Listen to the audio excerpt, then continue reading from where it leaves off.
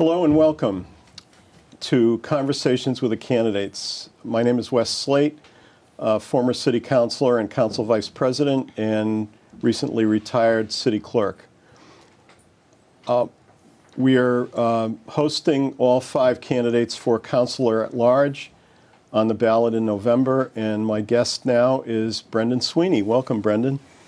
Thank you, Wes. Thank you for having me. Brendan, take a minute or two and introduce yourself to the viewers and tell us why you're running. Sure. So for those who don't know, my name is Brendan Sweeney, and as Wes mentioned, I am one of the 5 candidates for City Councilor at Large. A little bit about me. I was born here in Beverly, and I grew up not too far down the road in Ipswich, where I graduated from Ipswich High School. And from there, I went to Gordon College, and I double majored in political science and business administration. And during my time at Gordon, that's really where I got my start in public service. I started as an intern in the state legislature, but then moved on to the local level, interning for the town manager, or town administrator, sorry, in the town of Wenham. And that's really where I got to first see the impact that local government can have on the day-to-day life of the people around you. And that really drew me to local government, that results-oriented focus on having the biggest impact and providing the most tangible services and ultimately results for the people around you. So from there, I moved on to working in the town of Reading. I worked for the town manager there for a few years, primarily on special projects, but also constituent services. And again, really embracing that aspect of local government where the primary goal is problem solving. And in the 3 years since then, I've been working at the state level in the financial management office, where I originally started as a budget analyst, working on housing, education, and economic development policy, which I believe are the 3 areas of state government that most impact the local level, especially here in Beverly. But recently, I have been working with cities and towns on COVID recovery efforts by administering federal funding to cover emergency expenses like cleaning and PPE, testing sites, the things that really have fueled an effective response at the local level to the ongoing COVID-19 pandemic, especially here in Beverly. And I believe that experience gives me good insight into how local government operates and how to get things done. And that's in addition to my work here in Beverly. I'm a member of the planning board, but I've also served as the chair of the Cable TV Advisory Committee. And we just recently wrapped up our contract negotiations with Comcast to get a new contract for the good folks at BevCam and to support the hard work that they do here.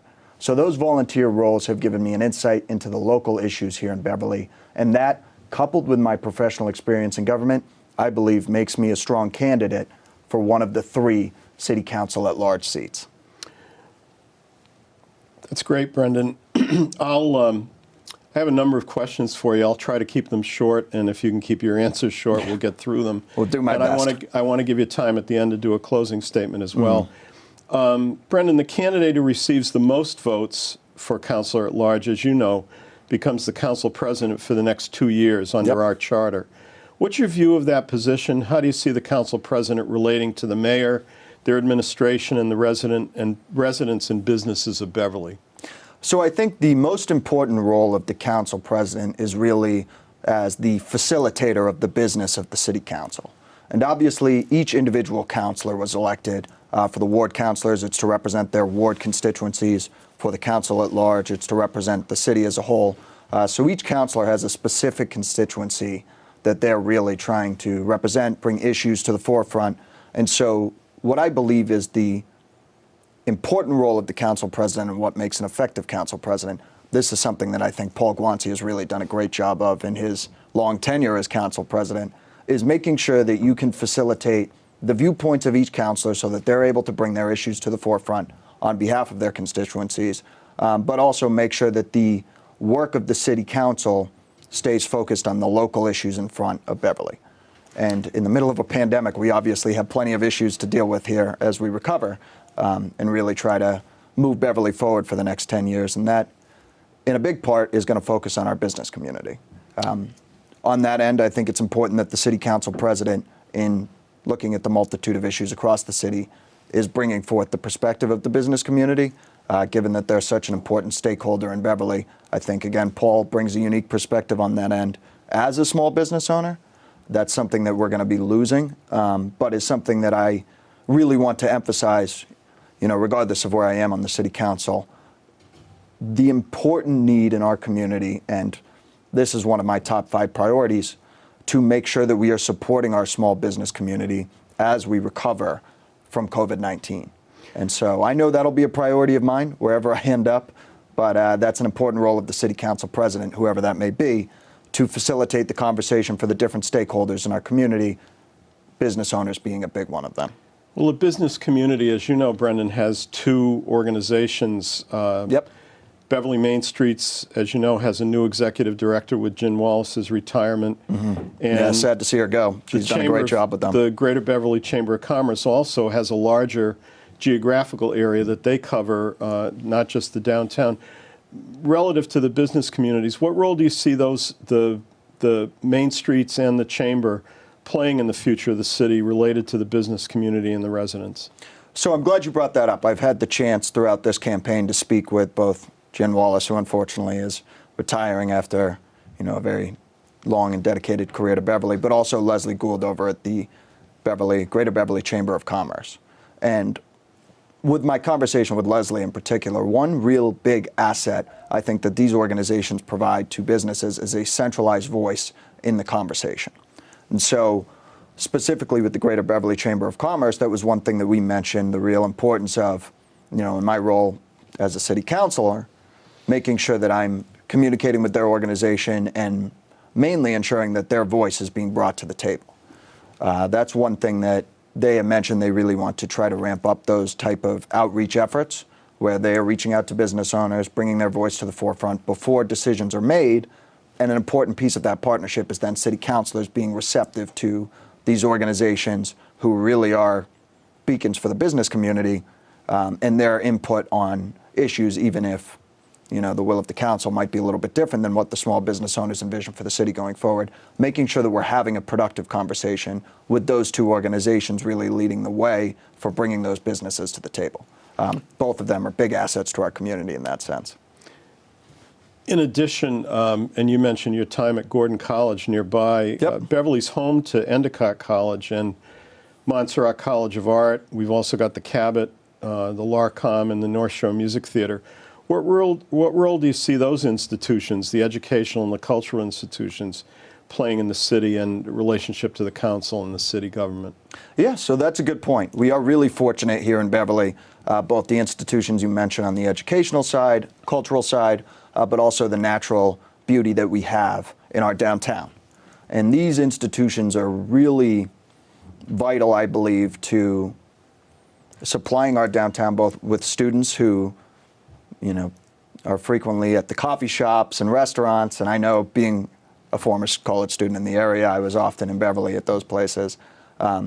We appreciate that. Yeah, well, I decided to stay. I love the community that much. And I do think what's important is we have these assets here, especially on the cultural side. I've heard from plenty of people that, the Cabot Theater in particular is a real draw for others to come out of town, spend a night in Beverly, go to a restaurant, go out to the theater. And so as a city, I want to make sure that we're supporting that key piece of our overall economic development strategy. And so having students in the area, having a strong arts and culture program in Beverly, which I want to make sure the city council continues to foster, will ensure that as we grow as a city, we're doing so in a sustainable manner. We're not relying on certain commercial industries that could be boom or bust. We're able to provide a multitude of uses in our downtown and having wide range of demographics from, our seniors and empty nesters that live downtown all the way to the Montserrat and Endicott College students that live downtown. That provides a whole range of opportunities for businesses to service those various demographics as well. Well, you said the magic word development, Brendan, and development, as you know, has been a big issue in Beverly for a long time. Mm-hmm. How much development, where does it take place, what type? And specifically, Beverly's waterfront is, I'd call it a work in progress, to be generous. Mm-hmm. What do you see happening on the waterfront, and what's your take on development in the city going forward beyond what's been done already? Yeah, I'm glad you brought this up, Wes. As I mentioned earlier, I'm a member of the planning board here in Beverly, so these issues have been in the forefront for the work of that board. What I'll say first about development in Beverly and my focus, what I would bring as a city councilor, is I'm not anti-development. What I really think we need to be focusing on is sustainable development. And what I mean by that is there's a clear need for housing in the community, especially for seniors that are looking to downsize and younger families that are looking to settle in Beverly. And so on that end, I think we need to be working to address that need, but doing so in a way that preserves the character of Beverly. And be able to afford it. Exactly. That's a big thing. The state does offer some financing options so that the city can leverage some of its tools with developers to try to foster housing that is more affordable as opposed to just high-end luxury units. But that's generally my approach to development. I think we can meet a lot of needs in the community, but we need to do so in a way that we still prioritize the character of Beverly, the natural beauty of Beverly, and we don't overdevelop the city. Now, that brings us to the waterfront question. And specifically, as I'm sure you're aware, the area by the Bass River, which is all currently zoned industrial, and that's right where Bridge Street runs through to River Street and downwards through River Street. The mayor is working with his team and with the city councilors and some other stakeholders to put forth what's called an overlay district. And what that would potentially do is take an area that's only really an industrial use zone right now and allow housing and commercial opportunities there. Now, that's right on the waterfront. So when I think about bringing in housing and commercial opportunities in an area that's otherwise underutilized, I want to make sure that we're scaling that development so that there is access to the waterfront. Open space, I think, is really important for a waterfront community like Beverly, and that any building doesn't dwarf either, Innocenti Park and the field over to the McPherson Center or access to the Bass River. So when I think of the Rantoul Street model of 6-story apartment buildings where we did redevelop some underutilized area, I don't see that as a carbon copy for what all development in Beverly should look like, particularly on the Bass River waterfront. Well, whatever ends up happening there, it seems like there is a fair amount of interest. I know the city just recently had a Google meeting or a Zoom meeting or whatever on the Bass River project. Yeah, it was a well-attended one. And the city's plans for it. And yeah, I think there were almost 100 people or 100. Yeah, we maxed out the 100 people capacity. So it does seem that there's a lot of interest in that subject. Brendan, we would be remiss if we didn't talk about quickly your reaction to the recent incident of overt racism at the school committee meeting last month. Do you think, based on your experience in Beverly and looking forward to potentially serving on the council, do you believe that systemic racism is present in Beverly? And if so, what can the council do about that? So I'm glad you brought that up, and I've been talking to others. Incidents of racism are really a big issue because you personally attack somebody and belittle their credentials in otherwise a conversation that should be about the merits of the policy to be discussed. And I can understand disagreeing with the stance that a school committee member takes or the committee as a whole or the city. I want to bring those voices to the table. I welcome anyone who disagrees with me.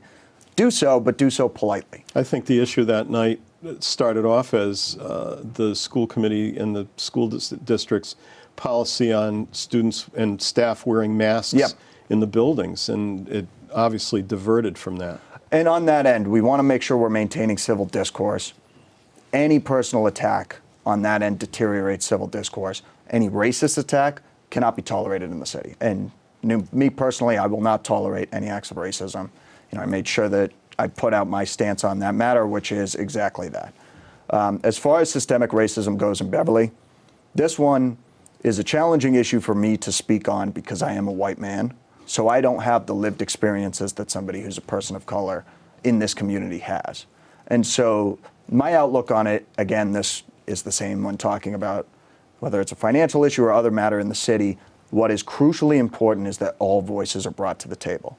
And I think the city has done a good job, and I really want to give a shout out to the councilors who put the Human Rights Committee together to say, maybe we're not doing enough of that in Beverly. Maybe we don't have all of the stakeholders at the table. Maybe there are people in our city that feel marginalized that we are overlooking. we need to make sure that we are intentional about bringing those voices to the forefront of the conversation. How effective do you think city government is in communicating with residents? What steps do you think could be taken to improve communication generally, if any? So I think one big thing that I would like to see the city do more is utilize some of the 21st century technology. I know government in general is often slow to adjust to the trends on the technology front, but I think what's really important is one, there's plenty of negative aspects of social media, but one of the big positives is instant communication of information. The city needs to make sure that we are constantly communicating through social media to get the message out to people of, here's an important meeting and this is what we'll be discussing at that meeting. There's a preliminary election and you should go get out and vote. Obviously, the turnout was quite low in the preliminary election. 7%. So there's the PSA to get out and vote November 2nd. But using some of these new forms of media to make sure that we're getting a message out of what's going on in City Hall, I think is really important when it comes to meeting. And then individual councilors, I believe, really should take the onus to communicate this information. But on the financial end as well, I think one thing that I've noticed is folks feel disconnected from how money is actually being spent by city government. And it's a big opportunity for the city to tell a message of, here's the services we're providing. Here's how far we've come in the last 15 years, especially when you look at where Beverly was, turn of the century to now. We've made a lot of progress. So on that end, I think financial transparency tools using some of these technologies would be a big step in the right direction for city government. So that's generally where I think we could do more in the space of social media, utilizing some technology to really get financial information out to the front, meeting information out to residents so that they can have their voice heard through this process. Brendan, we're a coastal community, so climate change may affect us greatly in the long run or even near term. I wonder what you think the city should be doing to address that. And in that connection, Beverly's completed many capital projects and has a capital improvement program, as you know, from the schools to the new police station that just opened.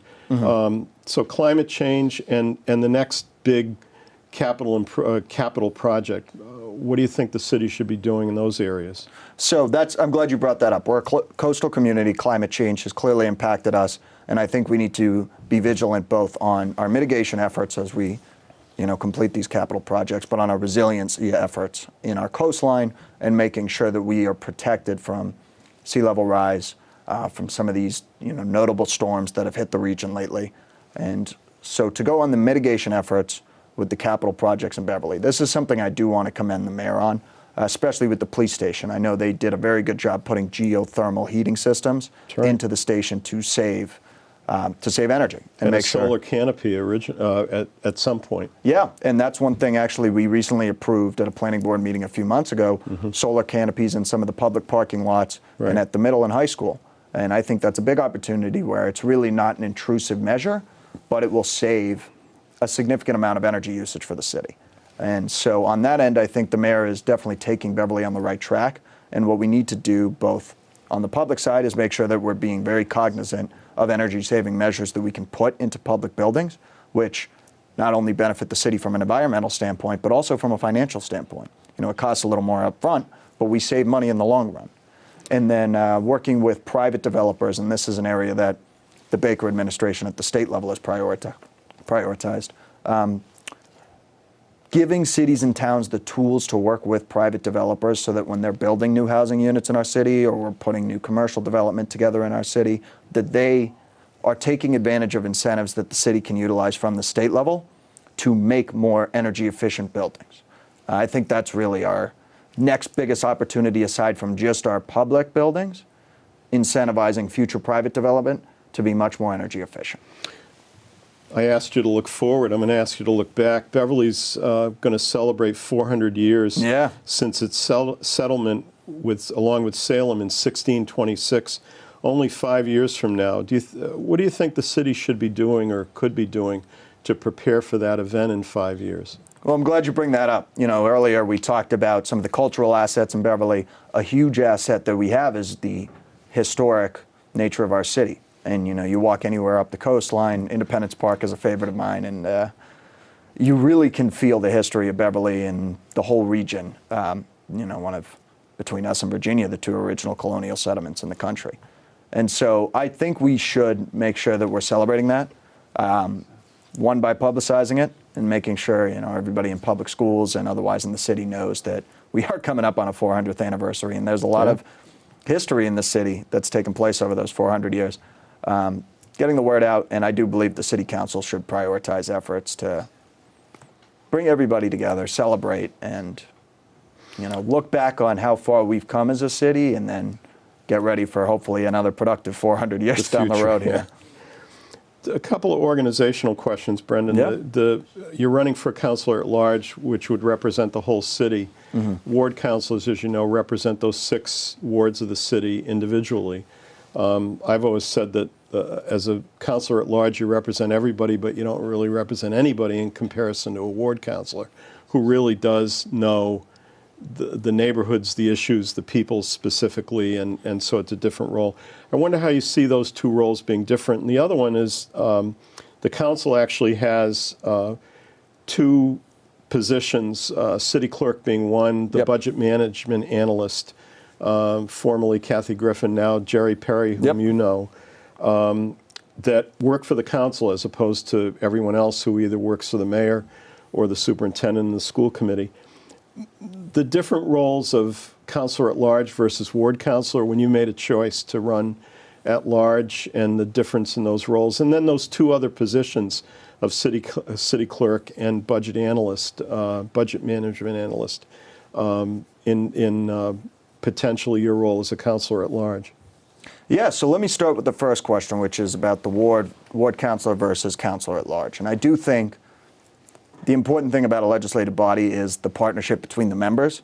And so as a councilor at large, while I may represent the whole city as opposed to a specific ward, I think on that end, the ward councilor is a vested interest, so should the councilor at large. And for me, I have 5 key priorities, and one of those is constituent services. At its core, I think that is the most important function of a city councilor, is having, reaching out to people, being available, and working to solve problems that folks have that city government can address.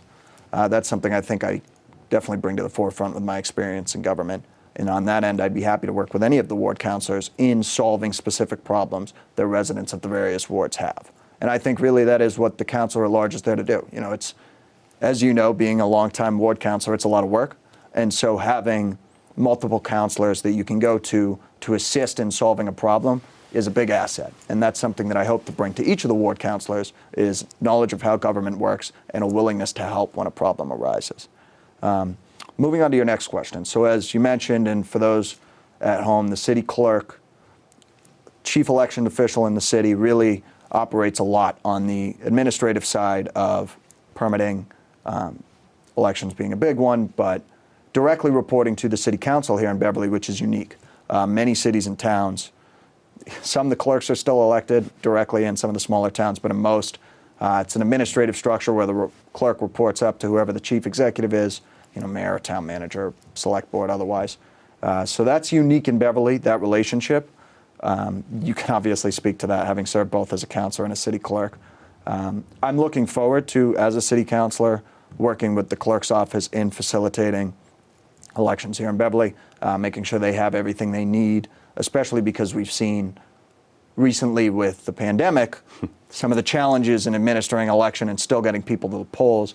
But lately, it's been a big topic about election security and, confidence in elections. And at the local level, I think we really try to stay away from the national dialogue and focus on the issue at hand. I think Beverly's done a very good job administering elections in difficult circumstances as of lately. So as a councilor, I want to make sure the clerk's office has that support to continue doing great work through challenging circumstances. On the management analyst, so again, for those at home, the city council has a budget management analyst entirely separate from the mayor and the mayor's finance team to look at the city budget and make recommendation on certain actions to the city council. Obviously, the city council can listen to the advice, not listen to the advice, move forward one way or the other, but I do believe this is an important position for Beverly, given that I mentioned constituent service as a key role. the next biggest function of a city councilor is oversight of the city budget. And this is one thing that I believe I can really bring some good experience, having worked in government finance, specifically now in the Office of Administration and Finance.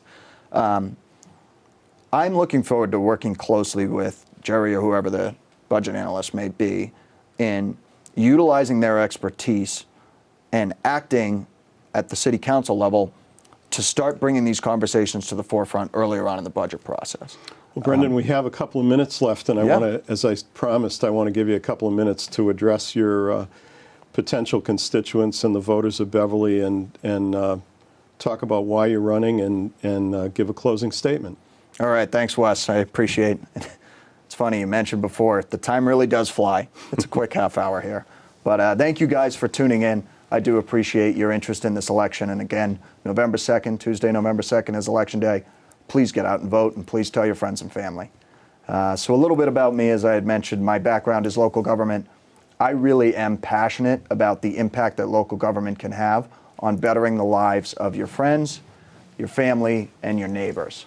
And that's one big driver of three as why I've gotten into this race. The other two that have really been motivating me to jump in is this is a big turning point in Beverly.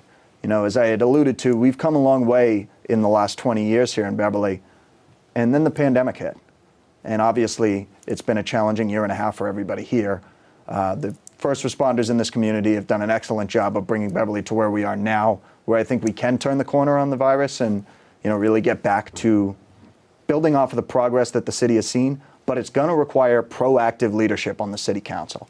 And really importantly, these decisions that we're making in the short term are going to set the stage for the next 10 to 15 years in Beverly. And so that's really, it's an important time to get involved. And that's why I've jumped into the city council race here, and I would encourage all of you listening at home to find ways to get involved in Beverly as we move beyond the pandemic and move into, you know, whatever lies ahead for the city. And finally, why I've jumped into this race is it's a big time of turnover for the city council. Two longtime incumbents, City Council President Paul Guanci, as well as Tim Flaherty, both of whom have served the city admirably for the last 20 years, are going to be stepping down. And at a time of big transition, I believe we need experienced city councilors, and that's something that I can bring to the table with my experience in local government, both on the management side at the local level, but then at the state side on the financial management piece. Those are important skill sets for a city council to have that I believe I possess and can bring to a city council at a time of change. And finally, Beverly really is a great community. As I had mentioned, I was born here, I grew up in Ipswich, and decided to move to Beverly after college because of all of the great things that our city has to offer, from our natural beauty to a vibrant downtown. My fiance and I, it was an easy choice for us to settle here in Beverly. We know this is where we're going to raise our family, and so we're committed to this community. I believe its best days are ahead of it. And I would ask, if you agree with me, if you believe that I can be an asset to the city council, that you would consider me for one of your 3 votes for city council at large. Well, thank you, Brendan. Yeah, thank you, Wes. And always fun to be out here. Thank you for watching. This has been Conversations with the Candidates. We'll post a graphic shortly that will give you the specifics on elections coming up. And I would encourage you to check in with the clerk's office or the Secretary of State's Elections Division to make sure that you're eligible to vote, and get out and vote on November 2nd. There will also be early voting available, and the graphic will show that. Thank you for watching.